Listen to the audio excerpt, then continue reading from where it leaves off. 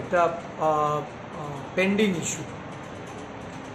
এই রাজ্যে ককবরক ভাষা এটা লিপি নির্ধারণের বিষয়টা রাজ্য সরকারের গোচর। রাজ্য সরকার লিপি নির্ধারণ করে এটা যদি এই রাজ্যে এই ভাষাকে যদি তারা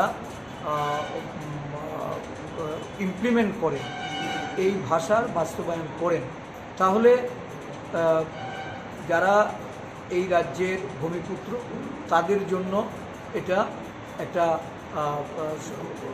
ভাষা অষ্টম তহসিলের এই ভাষাকে লিপিবদ্ধ করার যে দাবি উঠে এসছে সেগুলি সম্পর্কে এই কাজটা বাস্তবায়িত করতে অনেকটা সুবিধা হবে।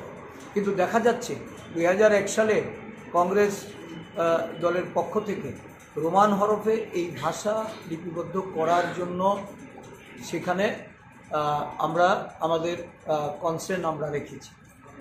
বিভিন্ন আঞ্চলিক দলও রোমান হরফ চেয়েছে।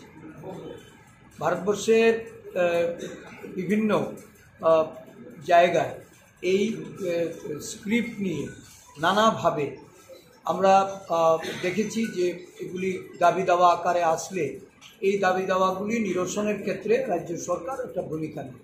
কিন্তু আমাদের রাজ্যের আগের সরকার বা বর্তমান সরকার কেউই এই ভাষা নিরূপণের ক্ষেত্রে যে স্ক্রিপ্টকে ফাইনাল করে সেটা কোনোভাবেই তারা করেনি বলে আজকে এই ধরনের আন্দোলন হচ্ছে।